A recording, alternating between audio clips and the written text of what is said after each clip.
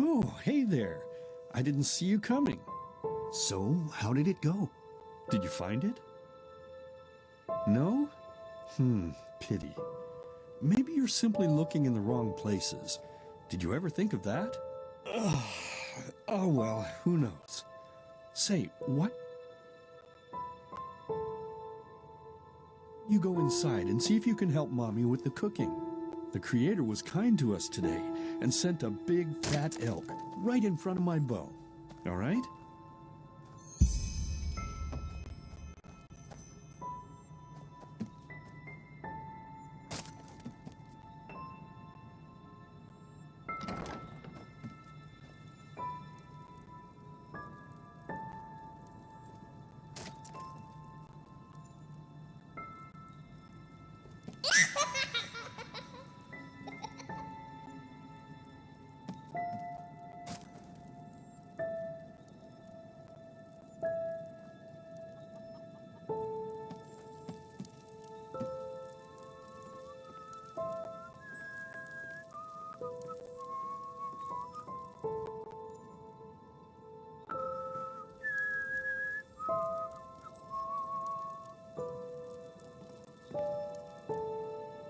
My, I totally forgot what a mess I left here. But I was right, wasn't I? A real gem we've got here. Well then, let's waste no more time and get to it, shall we? What? Now would you look at that? I totally forgot about them. They're dead, don't you remember? You murdered them back then, both of them. Hey, no use crying over spilled milk, right? At least this means there's more meat for the two of us. You still remember how to do this, right? First, off with the skin. Slice up the belly, then out with the entrails. I'll look for a nice sharp knife in the meantime, to cut off the head. I don't think either of us wants to eat that, do we?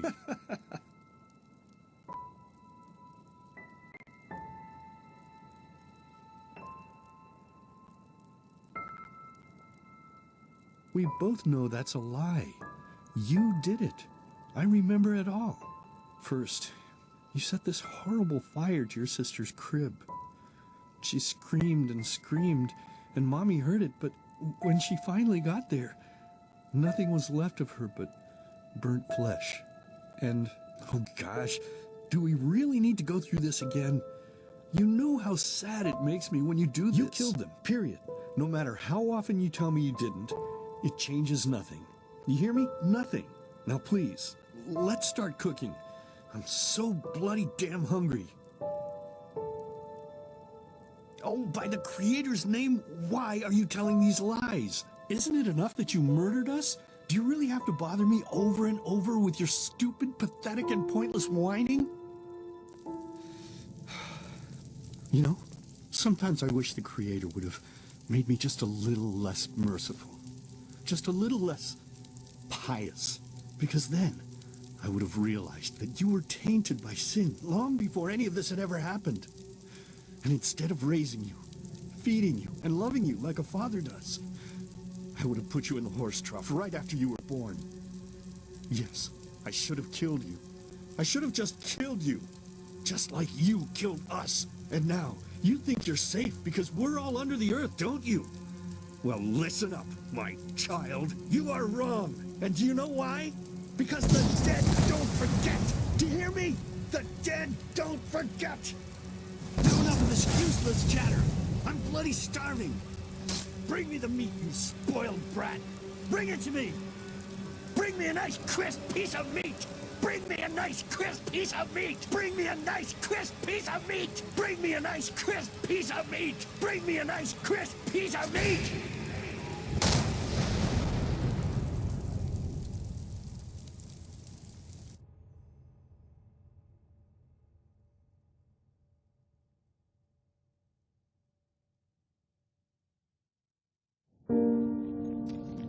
Let's begin with a question. It might sound simple to you at first, but I pray you to think about it. What distinguishes a free man from a slave? For now, however, let us start this story where another one ended 3 years ago, with the death of the Lightborn.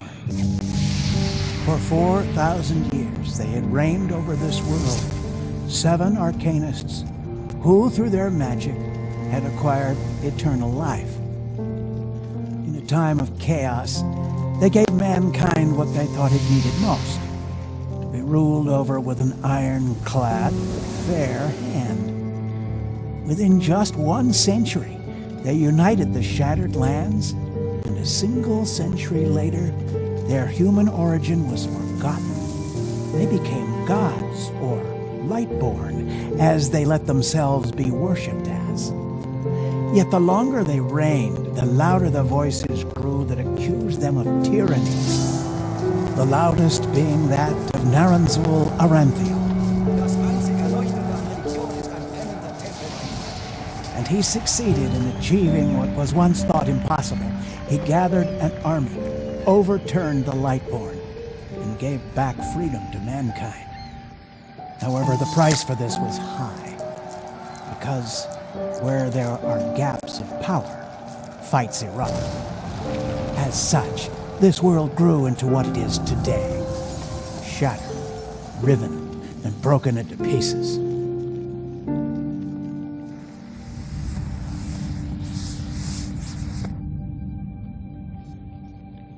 But all of this was merely a diversion, so that no one would notice something else. The death of the Lightborn had set something into motion, a clockwork, having long stood still. Its gears now once again slowly began to turn. This is the story of someone who wanted to be free.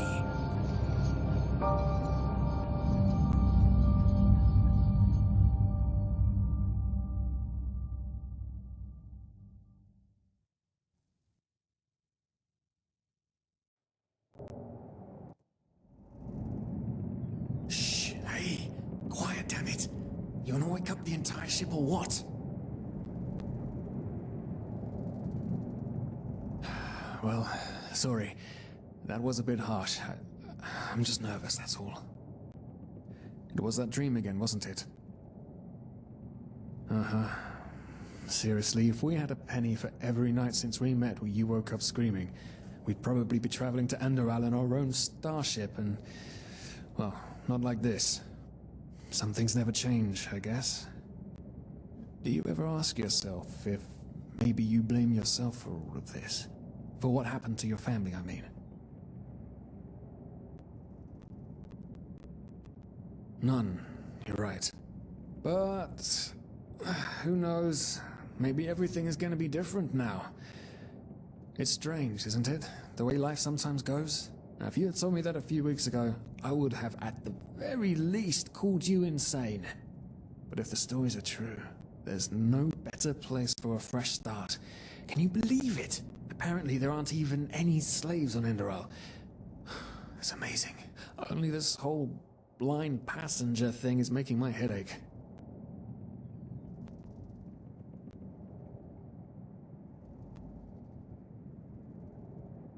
We're talking about 500 pennies here.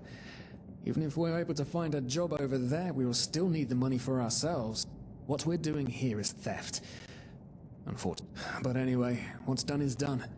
I just hope the Endralians are easier on Outlanders than the Neremes are. Your mother was a fugitive as well, wasn't she? Where exactly did she come from? You've told me 100 times, but I just keep on forgetting it.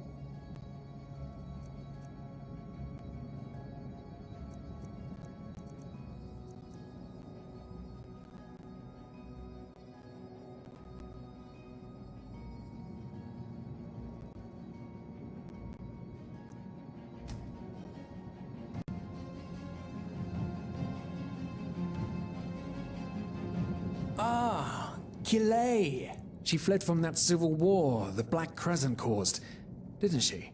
Ironic, isn't it? Seems some parents pass on their fates to their children. Anyway. Whew, I'm gonna hit the hay for an hour or so. It's your turn to stand... Wait. You hear that? Shit! Someone's coming! Women nowadays just don't want a man to guard them anymore. That's the problem. I tell you, sometimes I long for the good old days, back when I could lift a skirt and nobody would bat an eye. Anyway, enough of the chit-chat. Now, where did I put that key? Oh, blazes, what do they want down here? The lamp! Quickly! Put out the lamp! Now, quiet. Ah, here we go. Man, it smells like Vaughtier's balls down here. Say now, what's that chest supposed to look like? Small, with the crest of the Blue Island Coalition on it, I think. Ah, yeah, right. Black Guardian knows what the captain wants it for this shortly before arriving. You go look upstairs. I'll see if I can find it down here. Okay. Oh, shit. They don't leave us any choice. We need to do something quick. You take on the old guy, I'll take the young one. Go!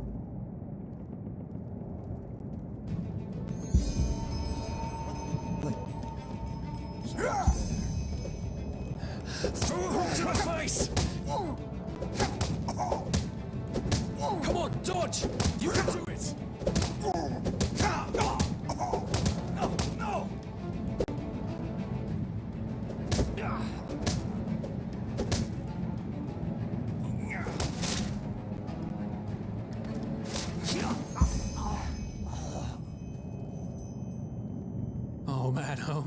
Oh man. That wasn't part of the plan. Not at all. Yes, of course. That makes sense. With a little luck, no one will notice they're gone until then. Come on. And I thought we were over the hump when we made it on board. It just can't ever... Easy, can it?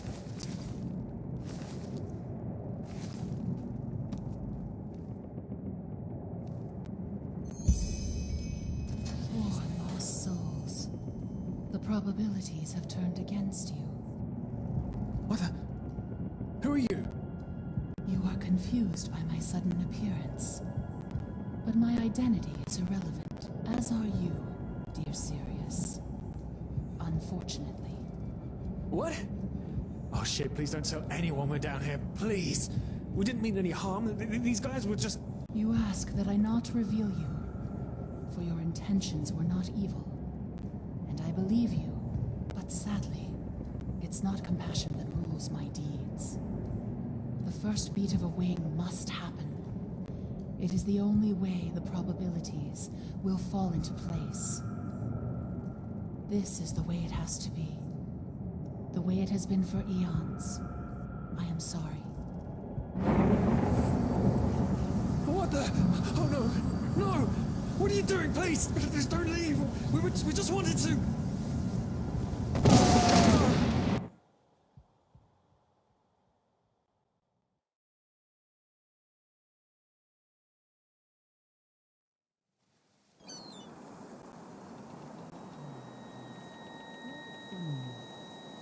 After we had left Ostium, the two of you hid in the cargo and lived on our stocks. Then when Rick and Sebald found you, you gave them a beating. And all of a sudden, a veiled woman appeared and knocked you out with wild magic. Is that about it? Yes, I know it sounds crazy, but it's the truth. Please, my dame, we didn't have a choice. You've got to believe us, the war, we just wanted a second chance, that's all. A second chance. Yes, I think I understand you. You wanted to start a new life in a new land. And as my ship is one of the only ships still sailing the route since the wars, you were simply forced to board without paying. Yes, we could work for you, you know? We could scrub the deck, peel potatoes, anything to pay off our debt. And as soon as we've arrived... Heartbreaking. How truly, truly heartbreaking. But let's be honest. You did have a choice. You could have signed on like all the others did, but you didn't. Instead, you've nested on my ship like flesh maggots, enjoying the good life while my crew actually had to earn their keep. And now you're feeding me this bullshit about veiled women and wild magic? How stupid do you think I am? I know your kind. You are cutthroats, filchers. At least have the guts to admit it. What? No. You're wrong. Please, just let me explain. I don't give a shit for your explanations. If there's one thing I hate more than cowards, it's people trying to pluck my heartstrings. You two are scum. And there's only one kind of punishment for scum on my ship. Pull him up, Ruger. But Captain, they... Do it. Of course, Captain. I'm sorry, lad. You should have stayed in their room. But... You can't do this. Oh, believe me, I can. No, I...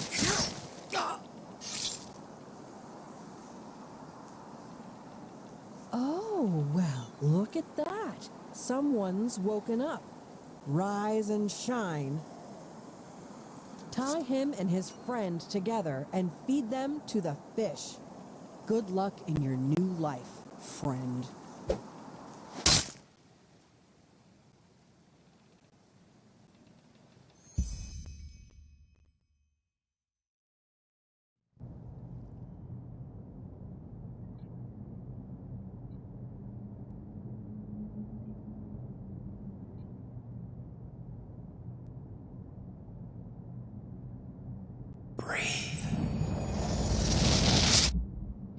Tell me, what is time to the dead and dreaming anyway?